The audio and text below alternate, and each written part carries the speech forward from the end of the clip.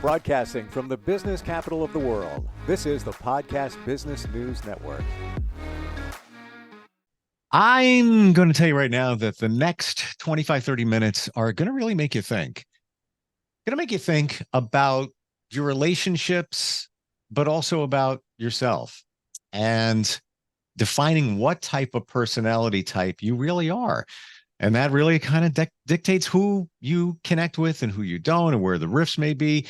He's somebody that helps people with this all the time in terms of their relationships, specifically partnerships and marriages. He's got a master's degree in counseling, and he is back with us. Paul Zohav joins us on the program. Paul, welcome back. How are you?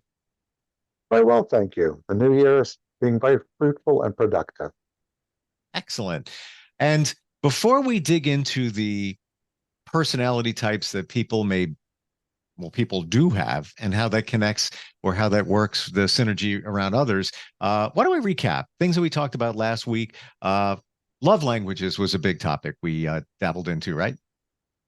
Right. Part of the dashboard for marriage, much similar to a dashboard for your automobile, has insights and best practices. Skills, insights, and best practices. And the very first place we go to, or one of the second place we go to, is learning how to love them so they feel it. In which case, we're referring to the 5 Love Languages by Gary Chapman. And when you read it aloud together and take the quiz together, you'll find out that one of you likes to be appreciated. That's me. But one of you expresses love by taking care of things, acts of service, which is my spouse. And once we know that, life becomes a dance. I say, let's go X place. She'll say, yes, and let me do laundry first. It can be as easy as that. Learning how to effectively love your partner using the 5 Love Languages by Gary Chapman. Got it. And that's one part of the love language, but then there's the personality. And if you have any questions today, you want to reach out, you can get us at instantfeedbacksteve@gmail.com. You can also call us at 631-319-6275. Okay, personality types. Are there many, or are there a few that are, by and large, who we really are? When we explore what is known as the Myers-Briggs personality type indicator, alongside love languages, the two of them work really well together. For those who are interested, you can go to 16personalities.com, take the quiz there without overthinking the questions, because if you're like me, I can find 3 right answers in a multiple choice. Let's not do that. You'll get a report. There'll be 4 letters and 4 percentages. There'll be an introvert or an extrovert.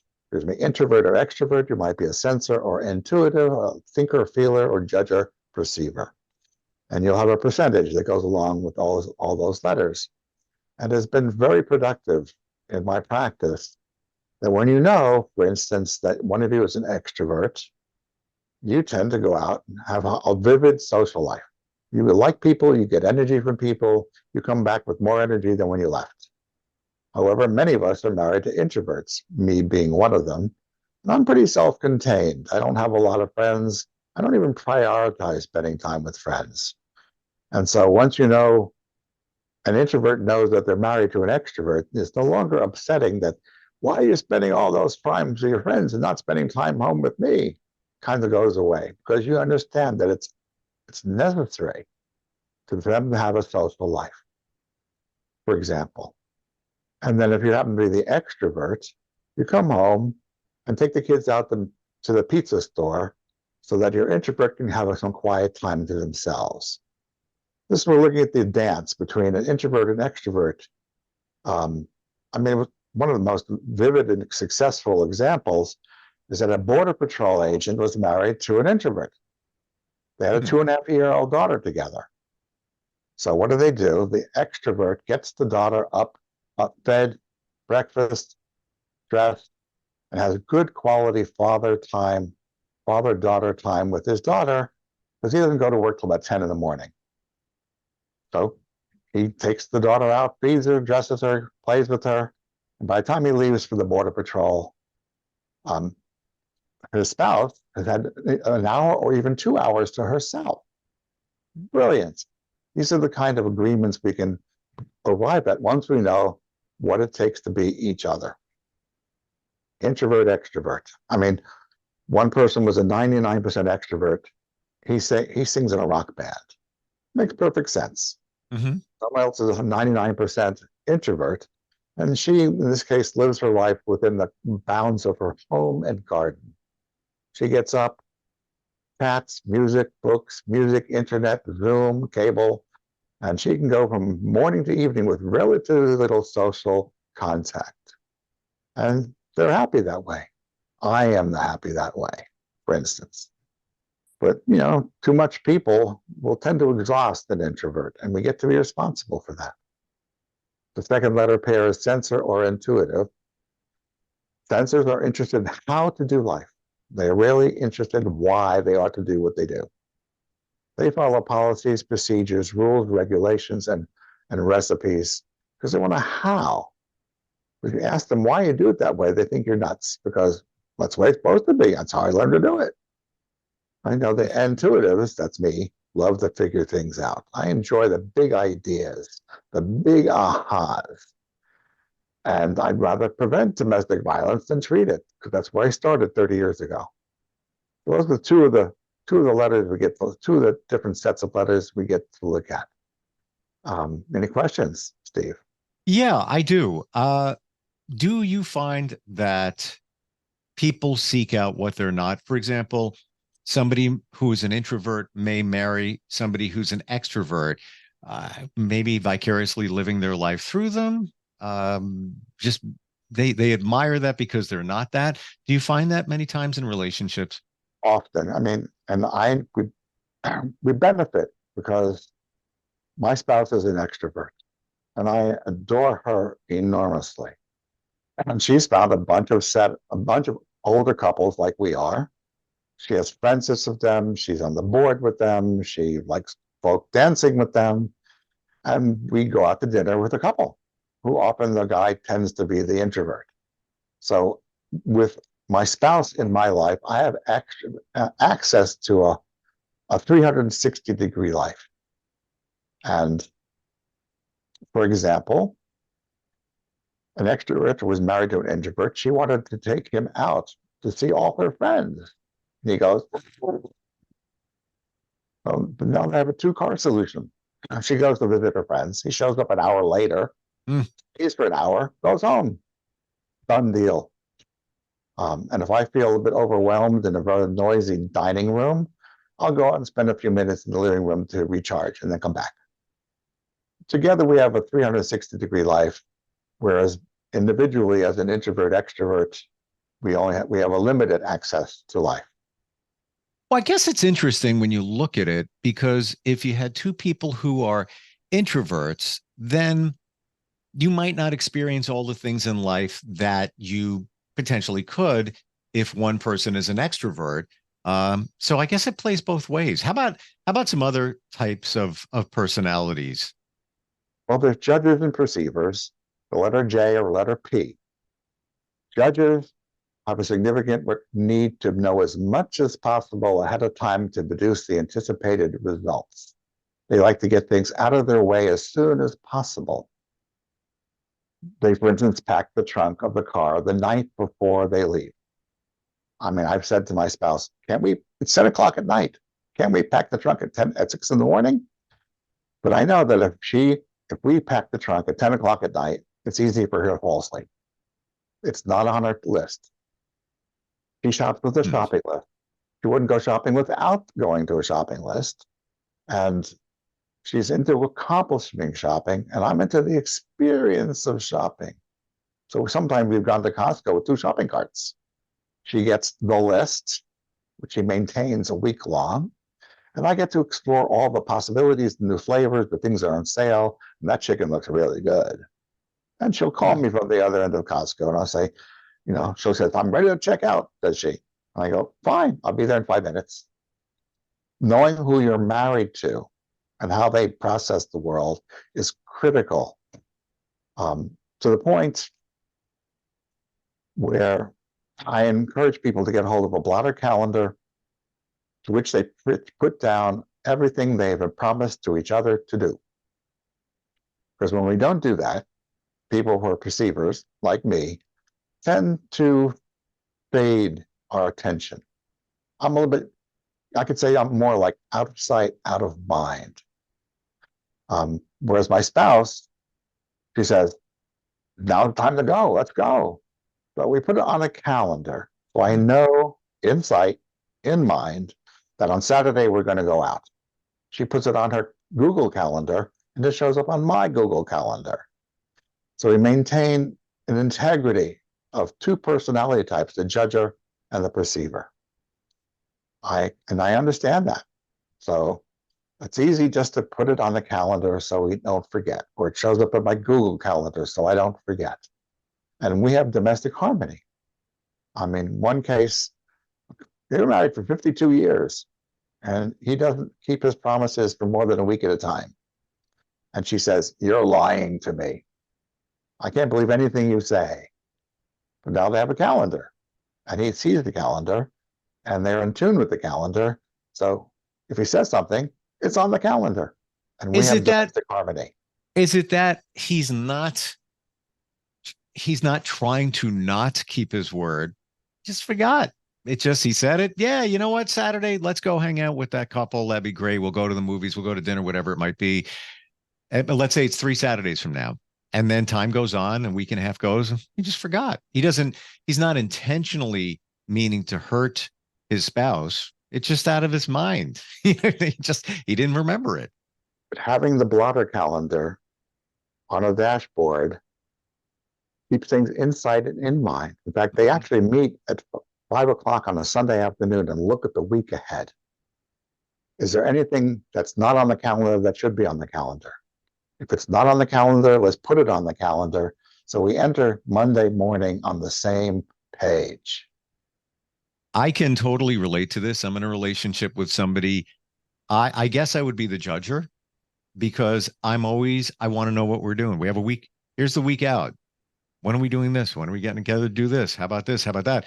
She, whatever, she wait till, Monday, Tuesday, not even think, That's me. But once you have the calendar, there's a few other versions of this I encourage people to adopt. It's in sight, in mind, instead of out of sight, out of mind.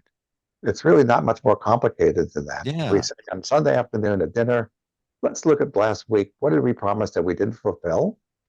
Let's repromise it for next week. We restore integrity to the week behind, and then we enter the week ahead together on the same page. Mm-hmm.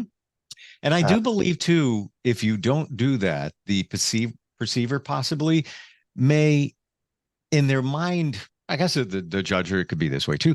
They may be thinking of it. And it's just assuming that, yeah, we'll get to it. You'll know what it is, but then it's not documented. So in their mind, it's up there, but it's not coming out verbally. I do believe you have a call. Hi, who's this? Hi, this is Camara. Camara from Orlando. Welcome. We have Hi. Paul's here. You have a question? Oh, me? Yes, sir. Oh, yes. I'm in a new relationship about 6 months, and he wants to move in. I feel like it's too soon. How would I go about it? Well, as I mentioned in an earlier podcast, your first word is yes, means I heard you. And let's sit down and discuss all the things that we have to take into consideration before we choose to move in together. So Right. Your first response is, yes, Sam, let's look at it. When's a good time? Right. Exactly. When is a good time? And then we haven't talked about it in the podcast yet. Maybe the next time is literally how to leave them feeling heard, honored, and respected, and you as well. Right. And I call it briefly volleyball listening. She says, I'd like to move in. You catch her statement on the edge of your ears, and you say, yes, what I hear you saying is that you'd like to move in. Did I get that right? She says, yes. Yeah. Pop it across the net. She says, yes, and I'm ready to move in with you. I really think we have a lot going together. So pop across the net, you catch it on the tips of your ears, you don't take it personally.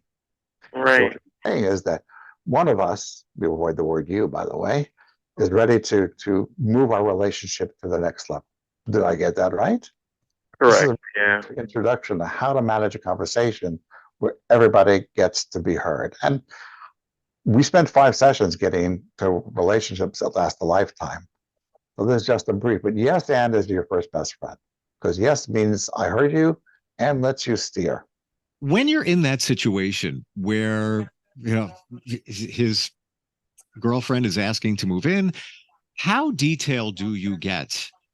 Right. I always wondered, like, because you have to ask those questions. How soon do you start getting detailed into finances and Right. things like laundry? Paul, how do you handle that?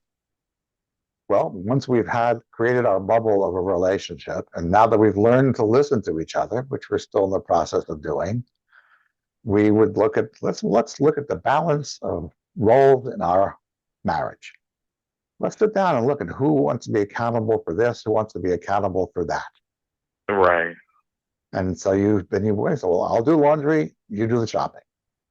Yeah, also things like if you cook, they clean. Simple, Right. but it's all about communication. That's why what I do is marriage and communication. I have an entire set of tools that create domestic harmony and leave us deeply in love, devoted to one another. Interesting. Well, thank you very much for calling and good luck. Okay. Thank you so much. Thank you. Yeah, All right. that's that can be very dicey when you get those situations that come up, but it goes back to the fundamental, which is what you're talking about, the communication, how you communicate, right? Yes, and that's your door opener. Yes means I acknowledge that I heard what you said and lets you steer. Anything after the end, that's your future. And with a yes and an and, you're in charge of your future. Hmm. Any other personality types that we should be aware of? I didn't mention probably thinkers and feelers. Hmm. And if anyone has watched five Big Bang Theory, is familiar with Sheldon, who lives his life cognitively, intellectually, and logically. He makes a plan, fulfills the plan, goes on to the next plan, and his feelings don't show up very strongly in his process. So when he has someone like Leonard or Penny, who are more feelers, it's not that he's ignoring their feelings, he just doesn't tune his noticer to their feelings, including his own. A thinker might say, what's the big deal? It's a yes or no question. The feeler says, well, I need more time to think about that. I'll come back and let you know.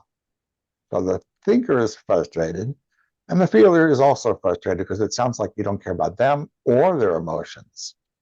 So we get to have a 360-degree life. The thinker honors the feeler's feelings, and the feeler honors the thinker's thinkings. And together we know which house to choose on HGTV. Would you say the thinker is more of a logical kind of person? Absolutely. I'm a thinker. Something comes in my screen, I analyze and figure it out first. But some people have an emotional response to when life shows up. And we also tend to marry each other. How interesting is that? Because if your feeler has the 128 crayon box of colors, and I have a 24 crayon box of colors, together we have 140 some odd crayons of life together. That's the advantage. We have a richer life together. She honors my capacity to think. I honor the joy and the opportunities of living with someone who responds emotionally. And together we have a life that works. When you go to 16personalities.com, you'll find out that you may have been loving them in your best love language, and it's not theirs. They want to be appreciated. You want quality time. You like physical touch and intimacy. They like to play.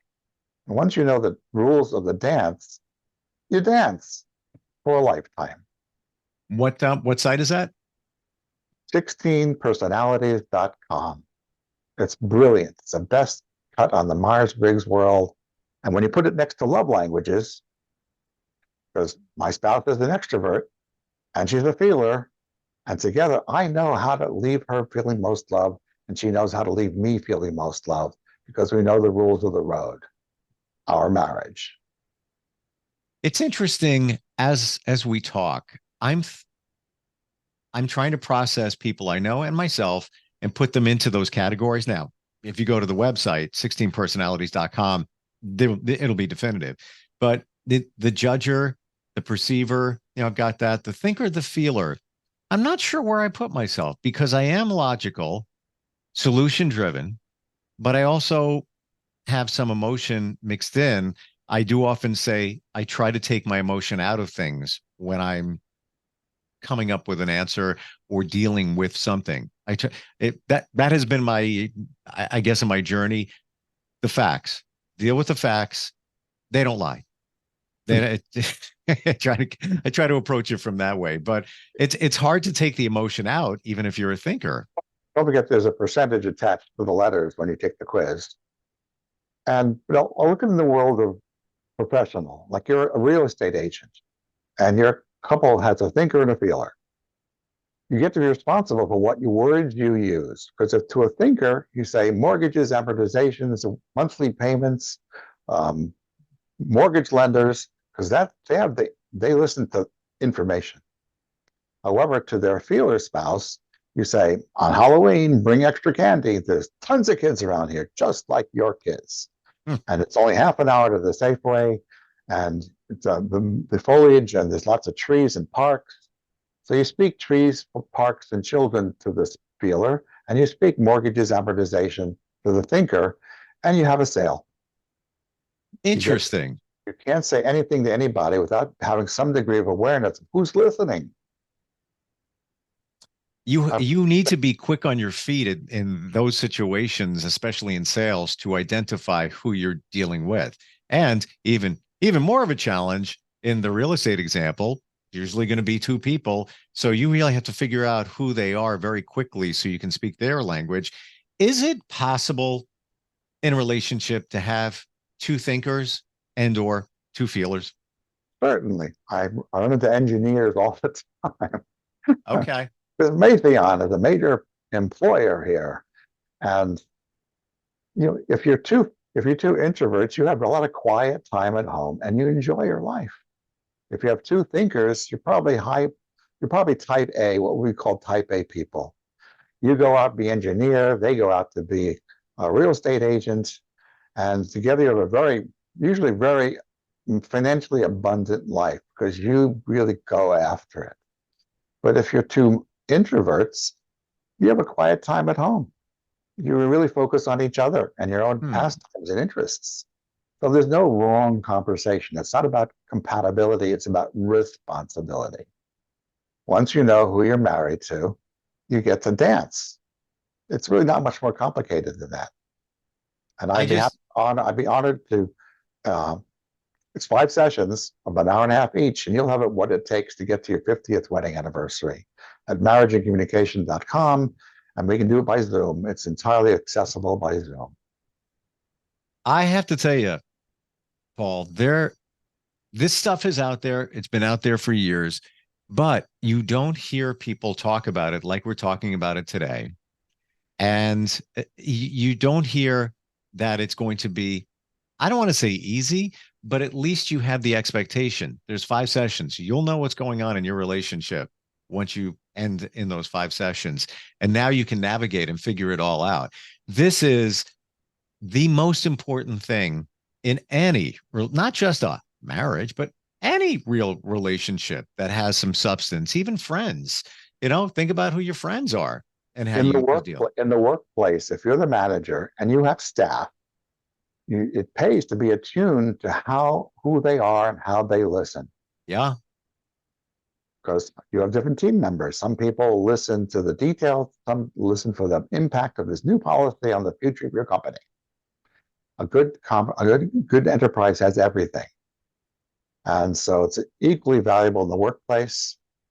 Friendships, parenting children. The children have their love languages and personality types. They become a little more developed when they get to be teenagers. But if your spouse, if their child says, let's do something, they're probably an extrovert. If they really light up when you appreciate their efforts and how well they did in school, they're probably, thinkers. Yeah. But there's a whole world available to once you can put on these filters that will empower you to live an extraordinary life. It's not complicated. 5 sessions and you'll have it. Love it. Marriageandcommunication.com. Do I have that right? Call me, contact me through the contact form. And I've helped couples in Austria, in Canada, Florida, and Ohio. If it certainly is valuable to be face-to-face here in Tucson, Arizona, but it's not necessary because this is a how-to. I will teach you how to maintain a quality relationship under any circumstances for the rest of your life. So again, so important. And if you're somebody that's been through some relationships, you probably didn't study this stuff. I know, I admit, I should have. This should be done before you even get married. It'd be in school. Yeah. 2 teenagers with a yes and seems will be safe. Because one of them comes up with a particularly poor idea. The other one says, yes, I'm not sure I want to do that. And away they go. Yes, and it really belongs as part of the high school curriculum at the very least. Yeah. And I'd be happy to speak before you, enterprises and conferences. So give me half an hour and I will help you transform the way you communicate, period. As little as 30 minutes, we can begin the process. Yes, and go to marriageandcommunication.com because it's all there. Wow. It's all there. Great talking with you today. Appreciate all of it. Lots of stuff I'm going to be thinking about till we get together next time. So until then, I appreciate it. Thank you. You're very welcome. I look forward to our next meeting next week. Same. It's a gift. Communication is an integral part of marriage. And when you miss it, you don't have a marriage. Yeah. You, even a friendship, if you don't communicate properly to know what drives the other person, there's always going to feel like there's something off. All right. We'll get together next time and dig deeper into this. Thanks again. Thanks for coming. See you next week.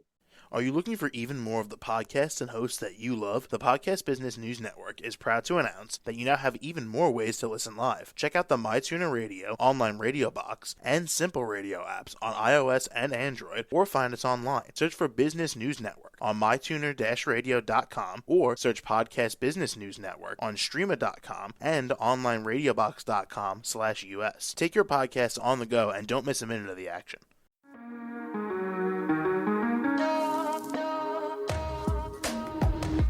Broadcasting from the business capital of the world, this is the Podcast Business News Network. For nearly 2,000 severely injured veterans, everyday life has become filled with barriers. Day-to-day simple tasks can become pretty daunting. I have to carry my chair up 2 flights of steps or have somebody do it for me. What scares me the most is just the falling. When I'm struggling with my house, I think, to have that one great barrier just knocked down, it's crucial. Home for Our Troops is a wonderful nonprofit that builds a mortgage-free, fully adaptive, handicap-accessible house. And there's no catch. It'll be our very first home that we've ever owned. This is a game changer. This is where your life begins again.